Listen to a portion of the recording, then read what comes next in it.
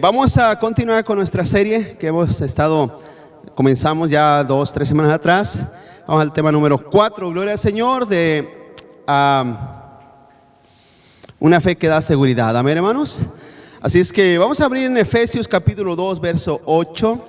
Vamos a leer verso 8 y 9, un pasaje muy conocido por cada uno de nosotros. Efesios 2, 8 y 9. Gloria al Señor. Y el tema de esta mañana es: la fe es un regalo de Dios, hermanos. ¿Sí trajeron Biblia? Oye, qué bueno, qué bueno. Dice, porque por gracia, ¿qué dice, hermanos? Por medio de la fe. Ahora dice ahí, y esto. Pregunto, ¿a qué se refiere esto? No, ¿a qué se refiere esto? Se refiere a la fe. A la fe. Inmediatamente la frase dice: son salvos por medio de la fe. De la fe. Es la palabra contigua, dice: y esto. ¿A qué? Esta fe no es de vosotros, pues es que, hermanos, don de Dios. El 9. No por obras, para que nadie se gloríe. Amén, hermanos. Vamos a orar. Padre, gracias en esta mañana que nos permite, Señor amado, alabar tu nombre, bendecirte, Señor, en espíritu, en verdad. Gracias por tu iglesia, tu pueblo, tu gente, Señor, que con amor, con cariño se reúnen cada semana para adorar y bendecir tu nombre. Señor, habla nuestras vidas por medio de tu palabra. Que el consejo, Señor, no caiga en saco roto, Señor, sino que caiga en corazones, Padre, que son tierra buena para crecimiento y fruto de vida eterna, Señor. Y también para las obras que glorifican tu nombre en esta vida presente, mi Dios. Dame fuerza, dame aliento, Señor, en el nombre de Jesús te lo pido, mi Dios. Amén, amén y amén. Gloria al Señor. Tome su asiento, mi hermano. Tome su asiento. Creo que tiene ahí sus notas. ¿Cómo es que la fe llega, hermano, al corazón muerto? Es una pregunta. ¿Cómo es que nuestros corazones, estando muertos, reciben fe? Ahora, ¿cómo es la fe verdadera que Dios demanda para ser salvos? Porque el hombre tiene que tener fe para salvación, ¿no, hermanos? Tiene que tener fe en su alma para ser salvos. Ahora, ¿ustedes saben que hay una fe que Dios demanda, hermanos? Dice la Biblia que sin fe, ¿qué? Entonces hay una fe que Dios demanda. Lo hemos mirado en otras ocasiones, que usted le pregunta hoy en día a quien sea y todo el mundo dice que tienen fe, ¿sí o no, hermanos? Todo el mundo dice que tienen fe, aunque vivan una vida que ofende a Dios en todos los aspectos de su vida.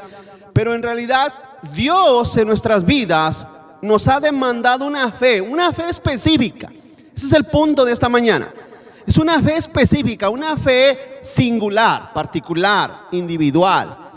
Ok, quiero leerle lo que dice la Confesión Bautista de 1689. Mire, dice así: la gracia de la fe por la cual se capacita a los elegidos para creer para la salvación de sus almas es la obra del Espíritu de Cristo en sus corazones y ordinariamente se realiza por el ministerio de la palabra, por la cual y por la administración del bautismo y la cena del Señor, la oración y otros medios designados por Dios.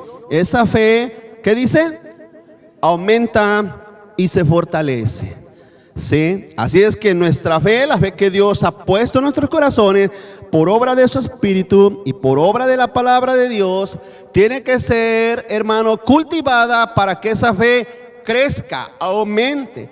Si usted a veces ha dicho: es que ese hermano se ve que tiene fe, bueno, es porque esa persona ha invertido tiempo en edificar y cultivar su fe. Amén, hermanos. La definición teológica de fe es el favor inmerecido de Dios. Esa es la definición teológica, hermano, que se refiere a la fe. En palabras simples, los que son salvos son capacitados o potenciados para creer hasta el final de la salvación de sus almas. La fe no se concibe como un logro del espíritu humano. De hecho, la fe no es algo que un ser humano caído ejerza naturalmente. Hemos concluido, iglesia, que el ser humano está muerto espiritualmente, ¿sí o no? Entonces, como lo hemos dicho en otras ocasiones, si una persona está muerta espiritualmente, ¿qué puede ejercer? Hermanos, no hay nada. Una persona muerta básicamente no puede ejercer nada. Por lo tanto, esa persona no puede ejercer fe. Es ahí donde entendemos que necesita suceder un milagro de parte de Dios para que Él traiga fe al alma. Punto número 1. ¿La fe proviene de Dios o se produce en el corazón del hombre? Es una pregunta. ¿Proviene de Dios o se produce en el corazón del hombre? ¿Qué usted cree, hermanos? Proviene de Dios. Quiero leerles otras versiones del mismo pasaje de Efesios 2:8. Fíjense lo que dice otras versiones. No sé si los tiene usted ahí en sus notas, pero dice, Efesios 2:8, dice: ciertamente la gracia de Dios los ha salvado por medio de la fe. Esta no nació de ustedes, sino que es un regalo de Dios o un don de Dios. Dice otra versión: en efecto, ustedes han sido salvados gratuitamente mediante la fe, y esto no es algo que provenga de ustedes, es un don de Dios. Y dice otra versión: porque por gracia ustedes han sido salvados mediante la fe. Esta no procede de ustedes, sino que es el regalo de Dios. Así es que vemos, hermano, vuelvo a decir, esta se refiere a la fe que es otorgada al ser humano. No se refiere en sí a la salvación, sino se refiere al medio para esa salvación, que es la fe. Dios la otorga en el corazón de la persona. Quiero continuar adelante. Dos oponentes, Agustín de Hipona y Pelagio. Quiero enseñarles un poquito de historia acerca de estos hombres que desde el siglo III, hermano, se empezó básicamente a hacer una pelea o una discusión teológica de cómo es que el hombre llegaba a ser salvo. Se preguntaban, porque en realidad pues el ser humano en todos los aspectos en cada una de las ramas de la vida y de la existencia siempre ha tenido preguntas, ¿no, hermano? ¿Ustedes se imaginan, por ejemplo, los que estudian el espacio, que es los astrónomos? Ellos se preguntan y dicen: ¿qué hay fuera de la atmósfera que vivimos, que estamos? ¿Qué hay más allá de la oscuridad? ¿Qué hay más allá de lo que alcanzamos a ver? Entonces, en base a esas preguntas, ¿qué hizo el hombre? Se lanzó al espacio y se aventó a investigar.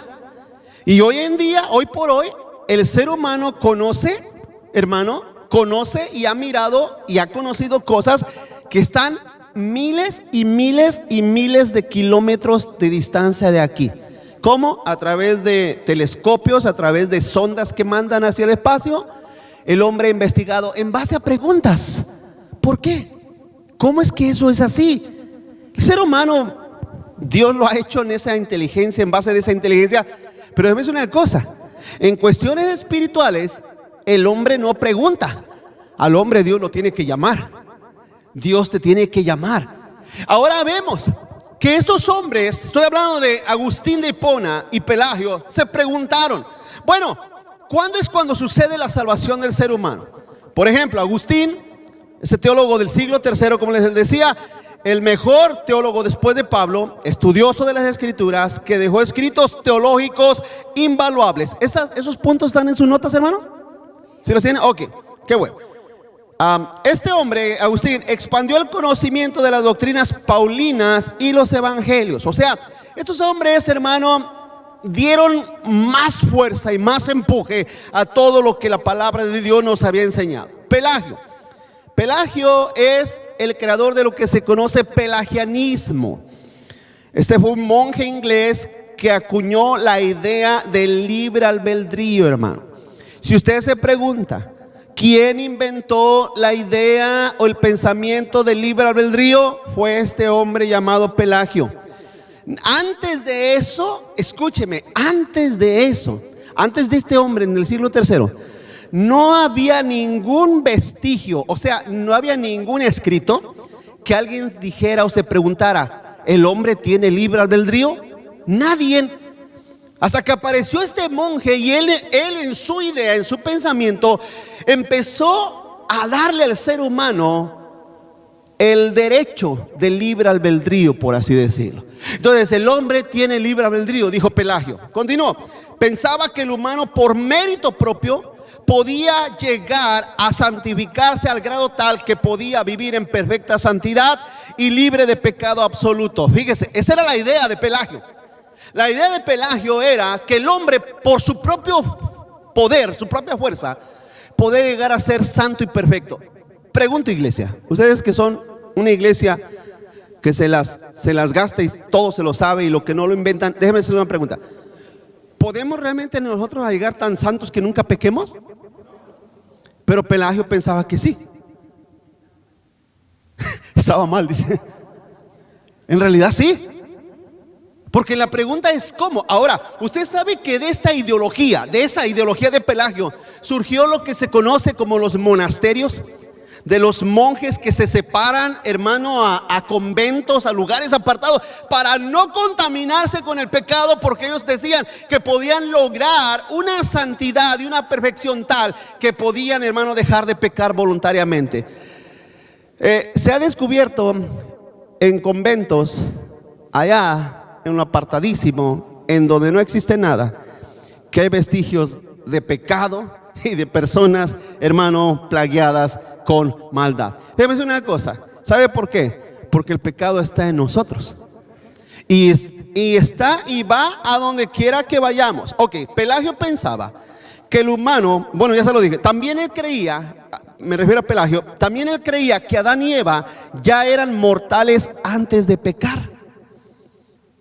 Eso está registrado en sus libros, que él pensaba que Adán y Eva ya podían morir antes de pecar. Pero, hermanos, es que la necedad, ¿saben lo que sucede con la necedad?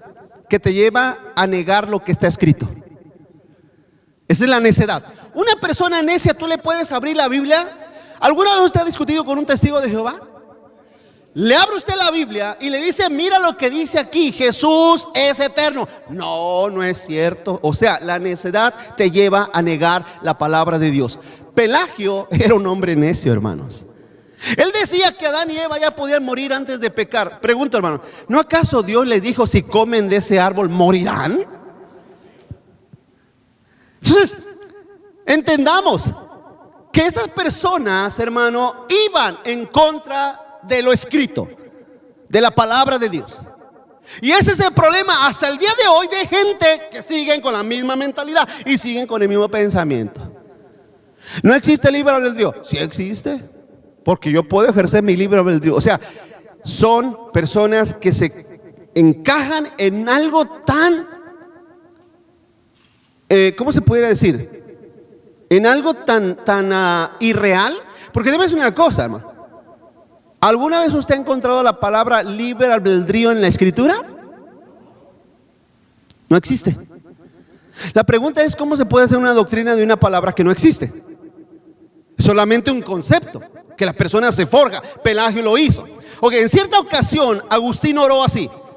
Dijo Agustín en una oración: oh Señor, concede lo que mandas y manda lo que sea tu voluntad. Concédeme lo que mandas. O sea, tú me demandas que tenga fe, concédemela. Y después de que me la concedas, dice, manda lo que sea tu voluntad. En otras palabras, para interpretar lo que Agustín estaba diciendo, el Señor, ¿tú quieres que tenga fe?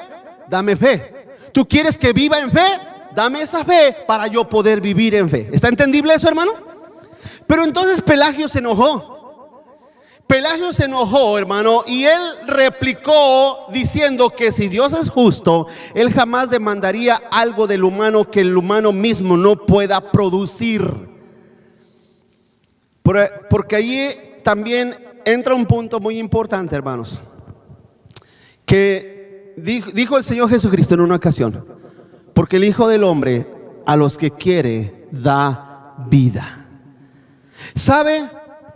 Cuando Dios nos pide que tengamos fe, o cuando Dios le pide a una persona que tenga fe, es porque esa persona ya entendió que ha nacido de nuevo en Cristo Jesús. Hace poco les decía en una de las clases, ¿qué le decimos al pecador entonces? ¿Qué le decimos al pecador entonces? El pecador no entiende los conceptos espirituales. El impío no entiende lo que es la vida eterna, lo que es el infierno, lo que es la santidad de Dios, lo que es la justicia de Dios. Esos conceptos no los entiende porque está muerto espiritualmente. Pero si usted le dice a un impío, busca a Dios, esa persona, el concepto de buscar, sí lo entiende. Sí lo entiende. Búscalo. Porque de hecho no le dice la Biblia que si lo buscamos hallaremos. No dijo que el que busca, ¿qué? Encuentra. Entonces lo que tú le tienes que decir al pecador es: arrepiéntete y busca al Señor. Arrepiéntete y busca al Señor. Esa persona no entenderá ningún concepto bíblico, ningún concepto espiritual, póngame atención, pero sí va a entender lo que es buscar. Si esa persona es de Dios, si esa persona Dios la llama, Dios le pondrá el sentir, como le estaba explicando lo que está diciendo Agustín. Señor, concede lo que demandas. Cuando un impío dice, bueno, yo quiero tener fe, ¿qué tiene que hacer? Pedirla a Dios, buscarla de Dios. Y entonces es ahí donde procede la salvación del ser humano. Estos dos hombres empezaron a expandir la idea de que el hombre es muerto desde su nacimiento porque se hereda la naturaleza caída de Adán, es lo que Agustín enseñaba. Y Pelagio creía que el hombre heredó el pecado, pero que no estaba privado de acercarse a Dios por su libre decisión. Entonces, le pregunto, iglesia, ¿de dónde nace el sistema de evangelización cuando dice, bueno, yo ya les hablé de Cristo, ahora todo depende de ti? ¿De dónde nace? De Pelagio. Nace de Pelagio. O sea, el evangelio se presenta, pero ahora todo depende de ti. Esa es una idea pelagiana. Por eso a esos conceptos teológicos se les llama pelagianismo. Yo creo que todo depende de mí, pues eres un pelagianista. Eres una persona que cree en el pelagianismo. Hermanos, cuando la Biblia dice, ahorita lo vamos a mirar, pero cuando la Biblia dice que estamos muertos en delitos y pecados, pregunto, iglesia, ¿qué significa eso para ti? Pregunto.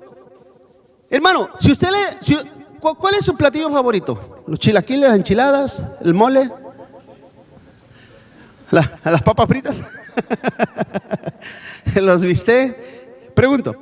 Usted agarre un platillo, el mejor, y lleve solo un muerto. ¿Tendrá hambre el muerto?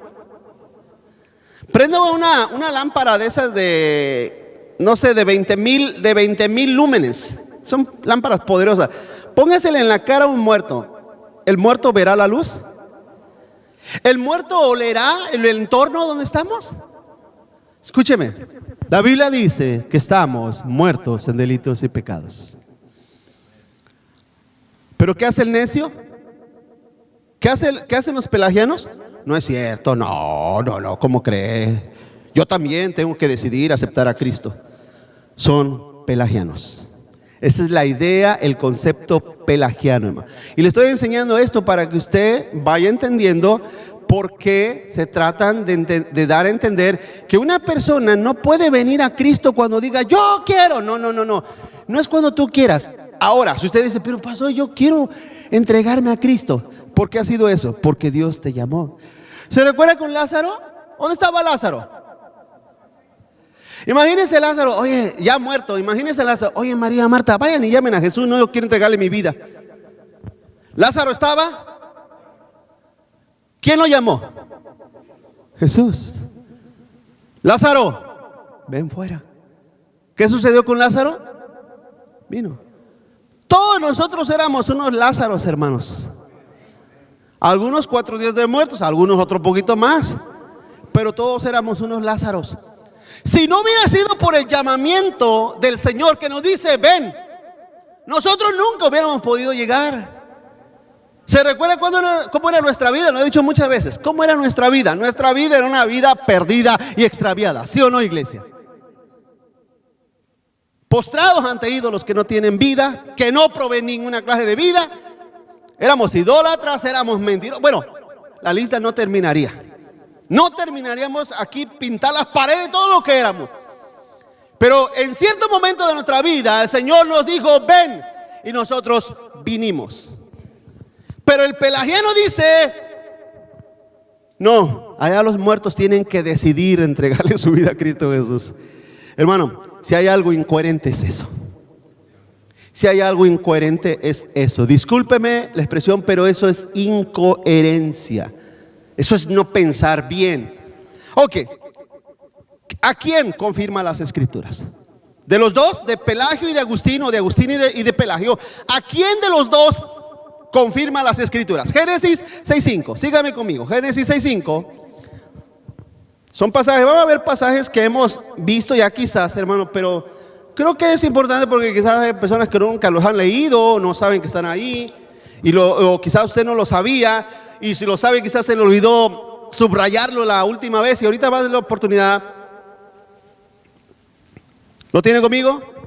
Y vio Jehová que la maldad de los hombres era mucha en la tierra, y que todo designio de los pensamientos del corazón de ellos era ¿de qué, hermano? ¿Cuándo pensaban en el bien?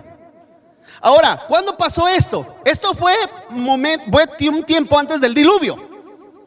Un tiempo antes del diluvio. ¿Cuándo pasó esto? Después de que Adán y Eva pecaron, cayeron. Entonces, el corazón del hombre, ahora, fíjense lo que dice: la maldad de los hombres era mucha en la tierra. Quiere decir que en realidad toda la humanidad allá en aquel tiempo estaba ya contaminada por el pecado y la maldad. Solamente pensaban en hacer el mal. Ahora, le pregunto, hermano, ¿usted cree que la generación presente hoy en día no solamente piensa en el mal? ¿En qué piensan nuestros hijos impíos? Hermanos, ¿en el mal? ¿No? No, pastor, mis hijos son unos corderitos de veras.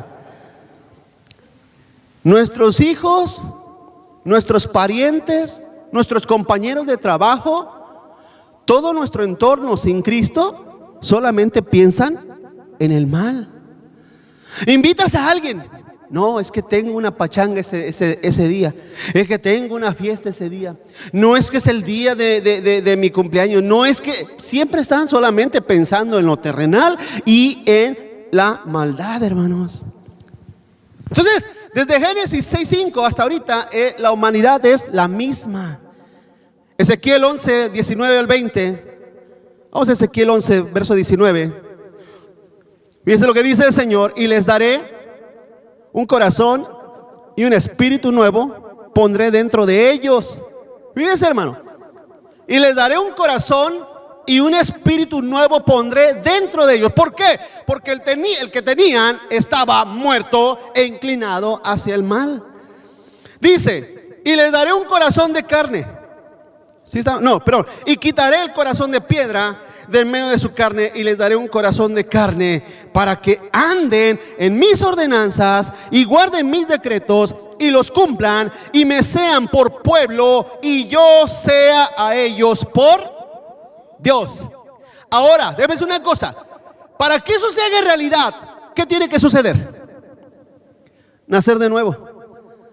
Pregunto, ¿un impío puede hacer eso, hermano? ¿Andar en las ordenanzas de Dios? ¿Un impío puede andar en el camino de Dios? No. Tú necesitas nacer de nuevo, y necesita Dios quitarte el corazón de piedra, ponerte un corazón nuevo en tu vida para que andes en las ordenanzas de Dios. Efesios capítulo 2, verso 1. Efesios 2:1 dice, aquí está lo que les decía hace un momento. Efesios 2:1 dice: y Él os dio o les dio vida a vosotros cuando estaban, ¿cómo, hermanos? Muertos en vuestros delitos y pecados, en los cuales, fíjense lo que dice, ponga atención a lo que dicen los siguientes versos: en los cuales anduvisteis en otro tiempo, siguiendo, ¿qué, hermanos? Conforme al príncipe de la potestad del aire, el espíritu que ahora, dice Pablo, opera en los hijos de ¿qué? El 3, entre los cuales también todos vosotros vivimos en otro tiempo en los deseos de vuestra carne, haciendo la voluntad de la carne y los pensamientos, y éramos por naturaleza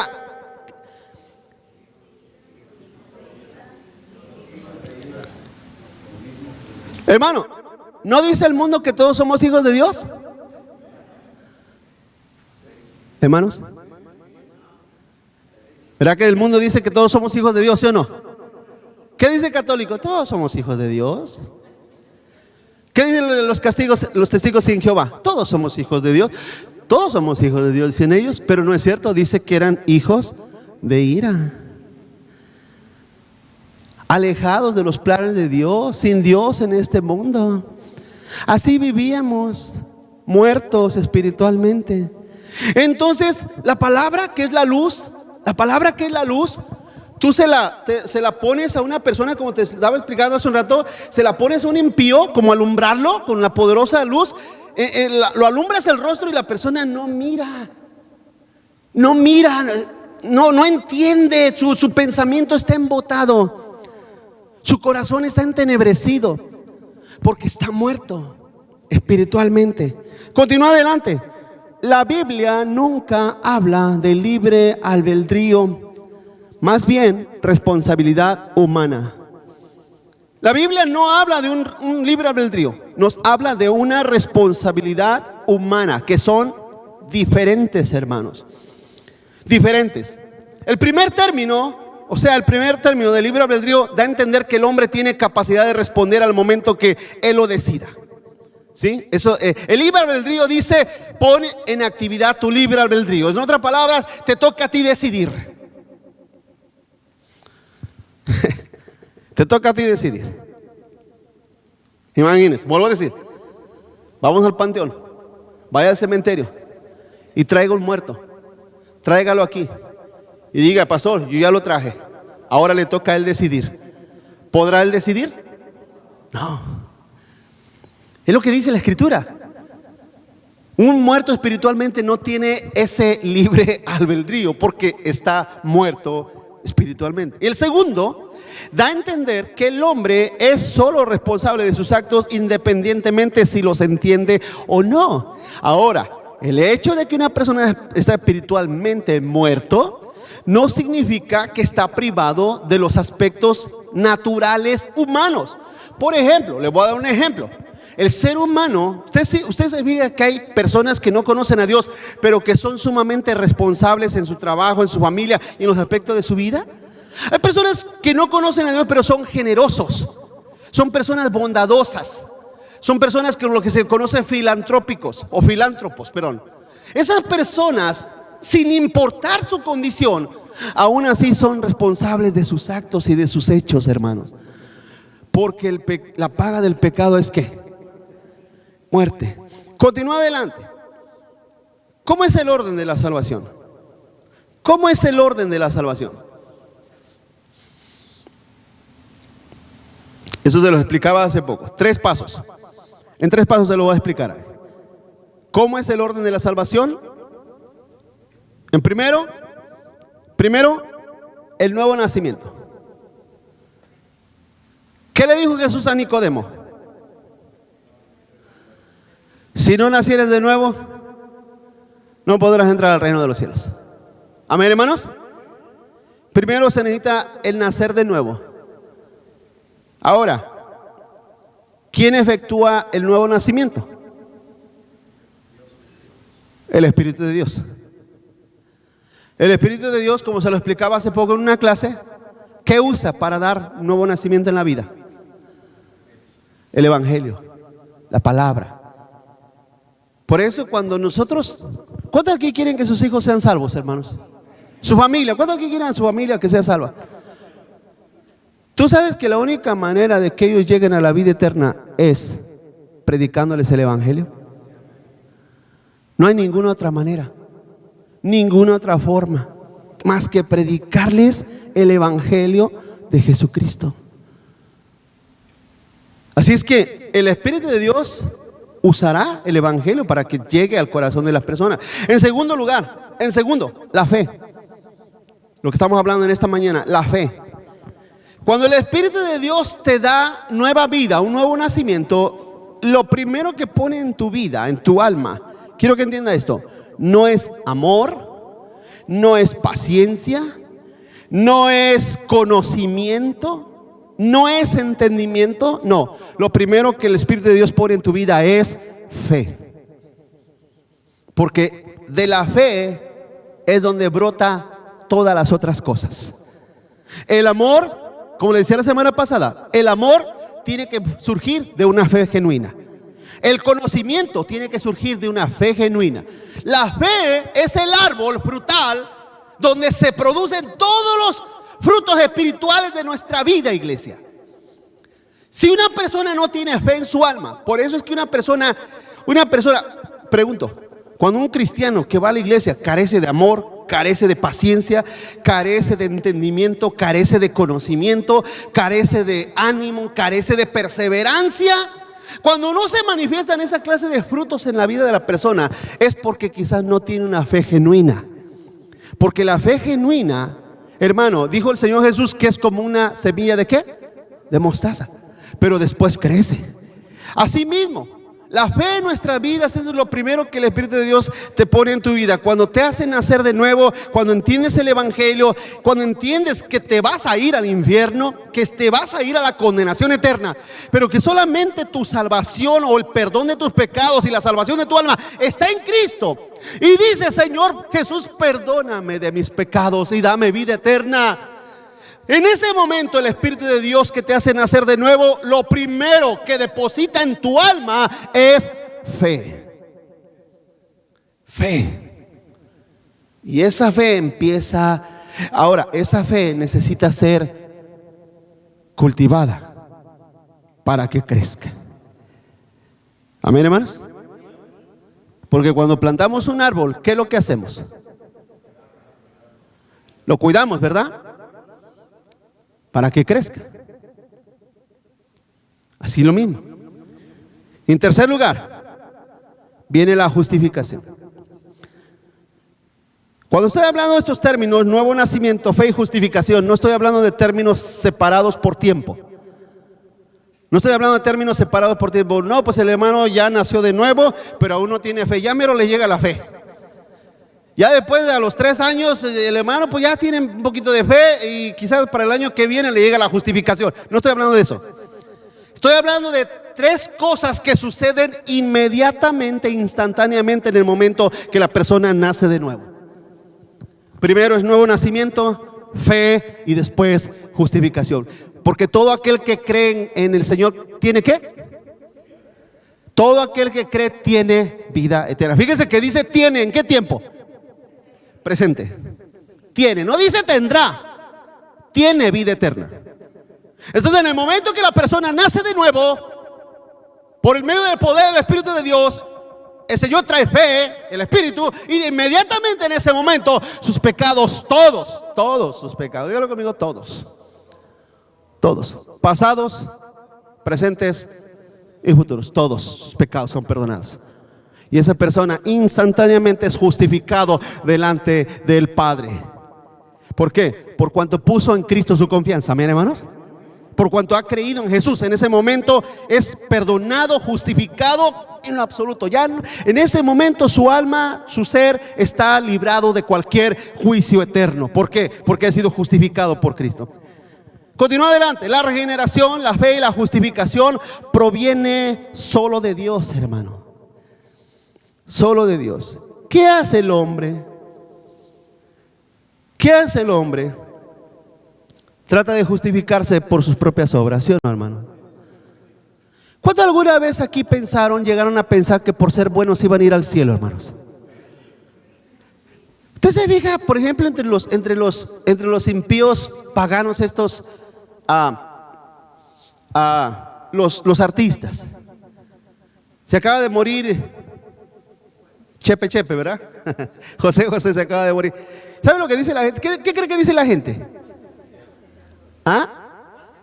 Oh, también esta señora Walter Mercado se murió. ¿Qué dice la gente? Que Dios ya lo tiene en el cielo. Es que Dios necesitaba un angelito que le cantara. Hermano, si los ángeles cantan, esto nada más cacaraquean, hermano. Es una cosa, el ser humano piensa que es muy bueno para merecer la vida eterna. piensa y cree que no, es que yo no le hago mal a nadie. ¿No dice eso? Pregunto, ¿alguna vez usted se llegó a pensar así de esa manera, hermano? Es que yo no soy tan malo. Mi vecino sí es malo. No, sí es malo, yo no. ¿Sabe por qué nosotros no nos creíamos tan malos? ¿Sabe por qué no nos creíamos tan malos? Porque nos mediamos con otro ser humano. No, usted cree que soy malo. No soy malo. No, usted conociera a mi cuñada, ella sí es mala. Nos medíamos con otro. Mi primo, tengo un primo que es malísimo. No sé si es malo, yo no. Pero el problema aquí, el asunto aquí es, ¿te has comparado con Jesucristo? Cuando el ser humano se compara con Jesucristo, todos somos no malos. Lo que sigue, hermano, malísimos, perversos. Somos básicamente un terror si nos comparamos con Cristo Jesús. El punto aquí es que para que tú seas justificado, Dios no te va a sentar ahí al lado de otros 20 y dice, a ver, ¿cuál es el más bueno de aquí? Bueno, creo que este no es tan malo. A ver, tú sí, pásale al cielo. No. A toda la humanidad, el Padre los compara con Jesús. Y al compararlos con la santidad, la justicia y la verdad de Cristo, hermano, todos estamos fritos. Todos estamos perdidos. Por cuanto todos pecaron, están, ¿qué? Destituidos de la gloria de Dios. Hay uno y hubo uno en esta historia que nunca pecó, y fue Jesucristo. De ahí en adelante todos hemos y somos pecadores. Así como el Génesis no se hizo solo, así tampoco podemos darnos vida a nosotros mismos, hermano. ¿Sí? Continúo. Esa fe tiene que ser concedida por Dios. Esa fe tiene que ser concedida por Dios, hermano.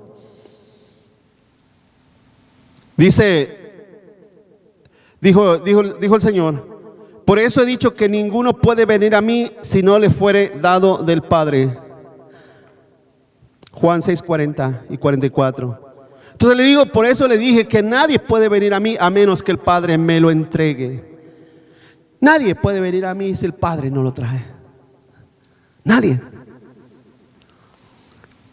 Y eso es algo que nos debe dar a entender que en realidad toda la humanidad está sin ninguna probabilidad, solamente los que son llamados por el Señor. Segundo, punto número 2, elegidos para tener fe, hermanos. Elegidos para tener fe. Continúo. El mayor acto de misericordia que Dios realiza es dar el don de la fe. Ese es el mayor acto de misericordia que Dios realiza en nosotros, el dar el don de la fe. Síganme conmigo, Romanos 9:15. Romanos 9:15 dice, pues a Moisés dice, ¿lo tiene conmigo, hermano? Fíjense lo que dijo el Señor ahí. A ver, encuéntrenlo, lo esperará aquí hasta que lo encuentre, búsquelo. Romanos 9:15. Pues a Moisés dice, ¿qué le dijo el Señor a Moisés? Y me compadeceré del que yo me compadezca. El 16. Así que no depende del que quiere, ni del que corre, sino de Dios que tiene misericordia.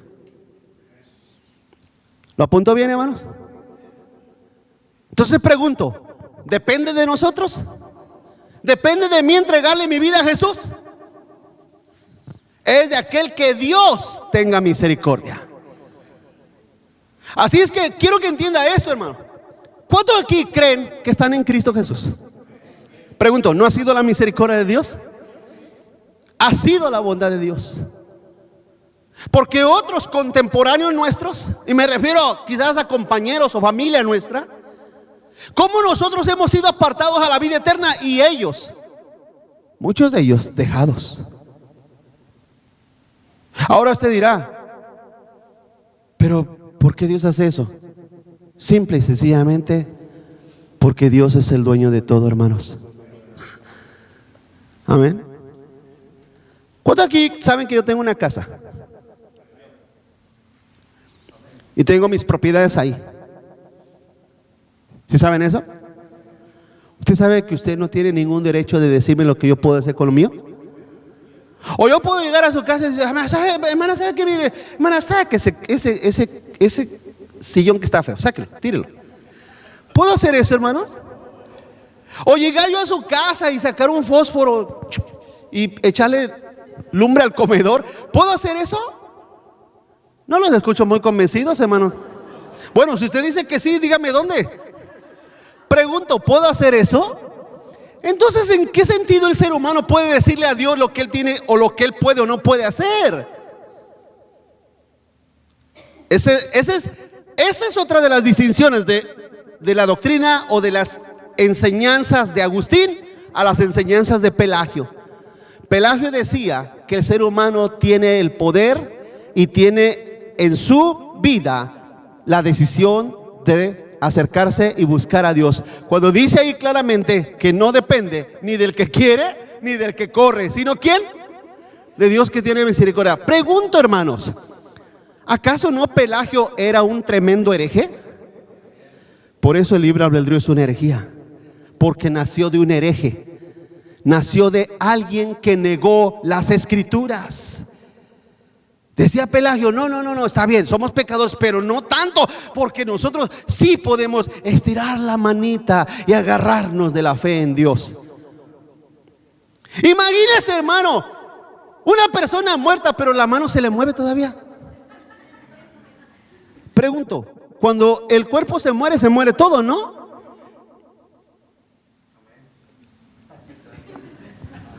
Hermanos, cuando el cuerpo se muere, cuando la persona se muere toda. Así es que Pelagio era tremendo herejín, hermanos. Continúa adelante. Y si Dios quiere hacerlo así, ¿habrá algún reclamo?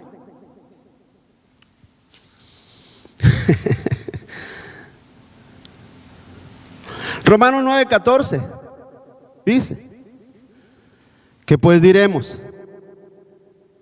¿Que hay injusticia en Dios? ¿Qué dice Pablo? En ninguna manera. Ahora, quiero que entienda esto, hermano. Estas no son palabras de Pablo, son palabras del Espíritu de Dios. ¿Cuántos aquí creen que esto es la palabra es inspirada por Dios? Así es que lo que Pablo escribía era la inspiración del Espíritu Santo. Como está escrito, es como el Espíritu de Dios lo dictó y lo enseñó a los apóstoles para que ellos lo escribieran. Así es que Pablo dice, ¿qué pues diremos? ¿Que hay injusticia en Dios? En ninguna manera. No hay ninguna injusticia. ¿Por qué? Como les decía hace un momento, porque Dios es el dueño de todo. Daniel 4:35. Daniel 4:35. Dice, a ver si lo tiene. A ver, léalo conmigo para que también subraye este pasaje. Todos.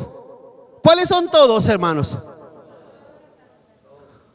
Los arminianos, los calvinistas, los bautistas, los pentecostales, los presbiterianos, los católicos, los testigos sin Jehová.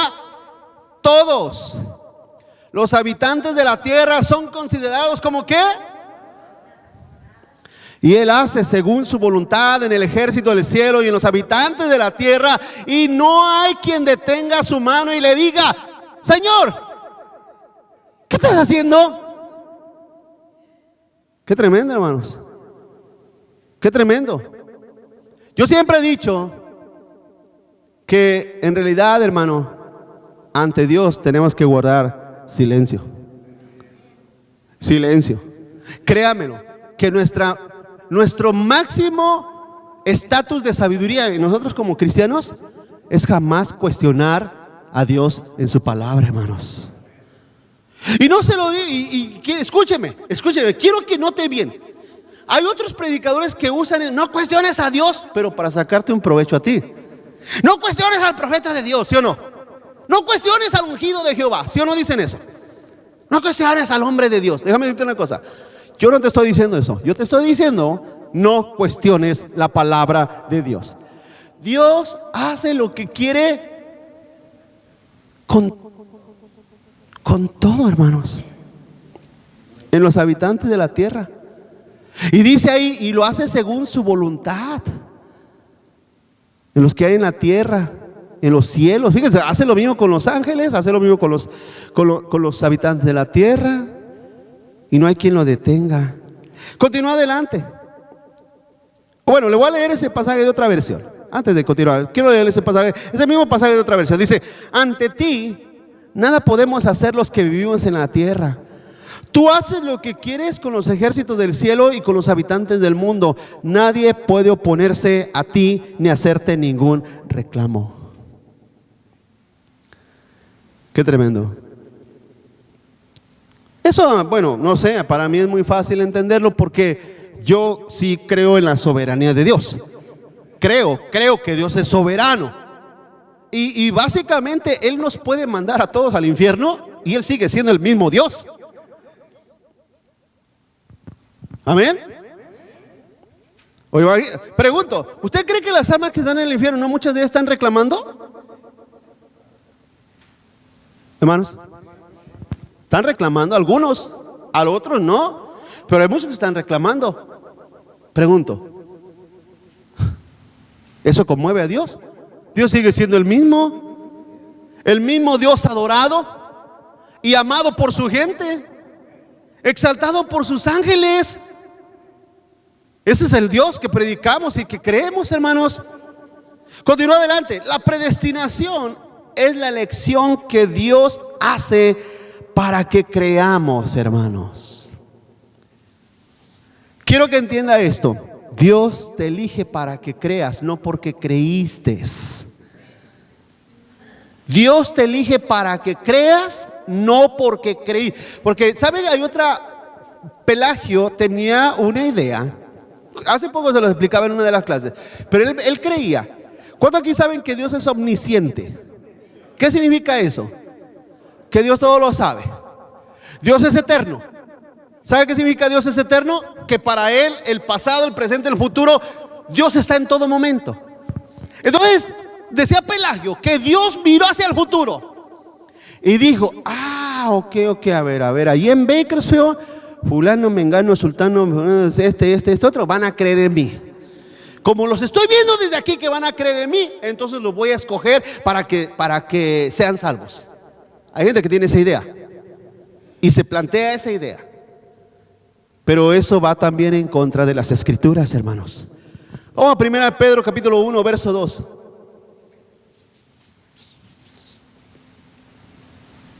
¿Lo tiene? A ver, diga conmigo, elegidos. Esa palabra, ¿qué significa? Hermanos, elegidos, escogidos. ¿No significa eso? Permítame un segundo. Lo he dicho y siempre, no hay ejemplo para mí más sencillito, explícito y claro. Cuando usted va a comprar jitomates, ¿se echa todos a la bolsa? ¿Qué hace? Si usted llega 3 días después, le tocan los peores jitomates, ¿sí o no, hermanos? Pero si usted llega, iba a decir una jitomatería, pero no existe, ¿verdad? A donde están las verduras, las frutas, las verduras. Usted abre su bolsa. Pregunto, ¿qué hace, hermanos? Si viera cuando a veces me dice: me traes jitomates, y yo sin cuidado los echo, viera las regañadas que me toca en la casa, hermano. Oye, ¿qué no te fijaste que este jitomate está allá? Debo decir una cosa, iglesia, no los escoge, las mujeres son especialistas en eso, ¿no? Como que ya así la hacen. Como que si escucharon algo, no sé. Escúcheme. La Biblia dice elegidos, que significa escogidos. Escogidos de entre todos, de entre muchos. Ahora dice, según la presencia de Dios. Pero miren cómo dice, en santificación del Espíritu. Ahí, hasta ahí. No dice porque obedecieron. Elegidos según la presencia de Dios no porque obedecieron, para que obedezcan. En otras palabras, Dios te elige desde antes de la fundación del mundo para que obedezcas. Y obedecer, aquí el contexto se refiere a la fe, hermanos, a la fe. Para que obedezcas y seas rociado con la sangre de Jesucristo, gracia y paz os sean multiplicadas. En otras palabras, tú el día de hoy creíste y creemos porque Dios nos escogió para eso, hermanos. Para generar en nuestra vida fe y obediencia, porque lo he explicado, fe y obediencia son hermanas gemelas, inseparables. Hay gente que dice, yo tengo fe, pero son más desobedientes. Eso no es fe. La fe es ¿qué? Obediencia. Es obediencia, es lo que significa aquí, para obedecer. Así es que, hermanos, Dios mira el futuro. Y Dios nos miró y mira todavía generaciones que vendrán en el futuro. Pero Dios no dice, bueno, aquellos van a creer en mí, los voy a escoger. No. Dios mira hacia el futuro y dice, a este, y yo los voy a escoger para que crean en mí. Porque en realidad, siendo y entendiendo esto, Dios mira hacia el futuro y sabe lo único que ve en toda la generación venidera, sabe lo único que ve, muertos. Ve hacia el futuro, ve muertos. Pero Dios dice a este otro, los escojo para que tengan vida eterna. La misericordia de Dios es un regalo de Él a nosotros, hermano. La regeneración es un regalo del Espíritu Santo a nuestras vidas. Y la fe es un regalo de Cristo a nosotros. Amén. Dios ha sido misericordioso con nosotros. Pónganse de pie conmigo, hermanos.